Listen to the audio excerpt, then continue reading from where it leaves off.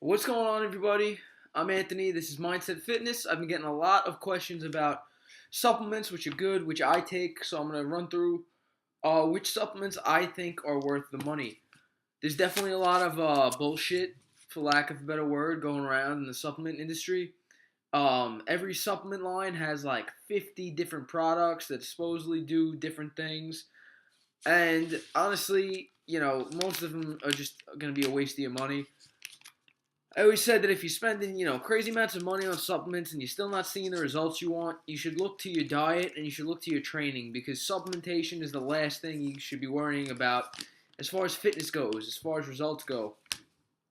Spend money that you're spending on all these ridiculous subs on food, and you'll see, you know, um, get some proper nutrition going, a proper training program, and you'll see a lot more results with that than you would filling yourself with all these, overpriced, underdosed powders and all that. So I'm gonna go through what I think is worth the money. First off, protein. Wait, I didn't grab that. This is what I use. Ronnie Coleman series. Grab whatever protein you want. If you get enough from food, that's great. You don't need protein powder then. But for me, it's convenient when I'm fitting my macros. If I have a lot of calories left and it's like just protein, it's a good way to get just protein and not much else. There's no fat in it. It's just straight up protein and it's convenient. You throw a scoop in a cup of water, stir it up, boom. That's like 27 grams of protein right there. So first useful sup is protein for convenience purposes. I definitely can get either whey or a protein blend of whey and casein.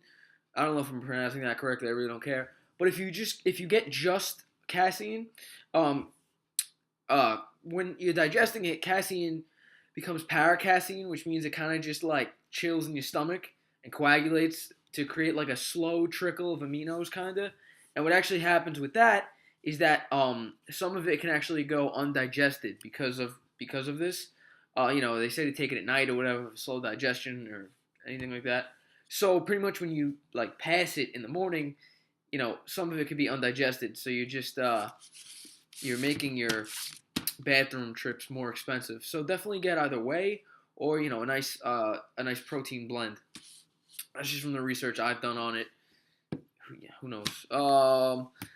Next one I was gonna say is a multi, but there's a lot of disparity between whether or not it does anything or not.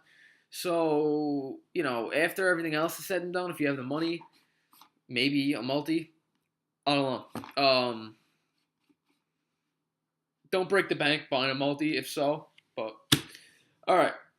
Next thing that I say is worth it is in a category I call immediate gratification subs. So pretty much that's pre-workouts and things of that nature, like performance enhancing things. So the pre-workout I take is Animal Rage by Universal. Normally I say to stay away from proprietary blends. Proprietary blend meaning that they don't list exactly, what's in it. They just have like a endurance and performance complex or focus and intensity complex, sustained energy complex. And it doesn't tell you how much of each thing is in there.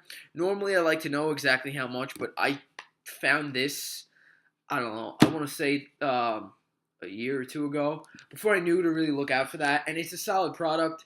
I've been using it for a little while. So even though it is a proprietary blend, I gambled at first, and I lucked out. Actually, I think they stopped making this specific one. They added creatine or whatever. But normally trying to stay away from proprietary blends. Make sure you know how much of each ingredient you're getting. Research the ingredients that go into it. Yada yada yada. I'm gonna make a separate video on pre-workouts. Another one of the label fell off. It looks kind of sketchy, but it's agmatine sulfate. This is great for pumps. This is another immediate gratification supplement, meaning that with both of these, you know that day whether or not it's a good product or not. Like protein or any of these things. They say in conjunction with diet and exercise, blah blah blah. So you don't know what's coming from the supplement, what's coming from diet and exercise, which is most of it. But these, this is great for pumps. This is great for energy and focus. And you see the effects of both of these. I'm not saying to go buy either of these, but you see the effects of both of these pretty much instantly. So you know you didn't just throw your money away on snake oil. Um, and the last, oh wait, not the last. I don't take it. But creatine, in my opinion, definitely works. It's good for strength. It's good for muscle gain. There's tons of research on whether or not it makes you retain water. I found in my personal experience, even with pre-workouts with high concentrations of creatine in it, I do tend to hold a little bit of water. I definitely look softer, more puffy, even on the same amount of calories. I discovered that when I was bulking. I was taking a few pre-workouts that had, I think, like 2 or 3 grams of creatine, which isn't much. 2 to 5 grams is the maintenance dose. But I don't like it, and it's one less thing to spend money on. But it's definitely inexpensive. I think on bodybuilding.com, Optimum Nutrition has micronized creatine powder. It's like 14 cents a serving. Serving being like 5 grams. So it's definitely not going to break the bank. I do think that its benefits outweigh its costs. Just something that I don't take. And the last thing that I'm going to say is effective things that like you don't get from your diet, pretty much. Like, for example, I am conscious of like my micronutrients and stuff like that, and just the way I have my diet set up. I don't really get any calcium. I get like 5-10% of my daily calcium, and calcium is important for bone health. So I just picked up some calcium and magnesium. I think they put magnesium in it because calcium depletes your magnesium levels in your body, something like that. But yeah, I picked this up just to make sure I'm getting enough calcium in the day so my bones don't disintegrate. So outside of that, maybe there are a few things here and there that do work, but most of it is just fancy marketing. If you look even on any of these things, every single statement has an asterisk next to it, meaning that the statement is not evaluated by the Food and Drug Administration. So, it could do that, but, that doesn't necessarily mean that it does that. Nothing legally that opts them out of any, legal action if, it doesn't do what it says it does, because it says, that the statement has not been evaluated. So, just be careful when don't get suckered in by supplement companies trying to sell you, if you think you need a shake when you wake up, and a pre-workout shake, which I take, and an intra-workout shake, and a post-workout shake, and a shake before you go to sleep, all these things, you don't need to run on supplements. Your main concerns should be nutrition and training.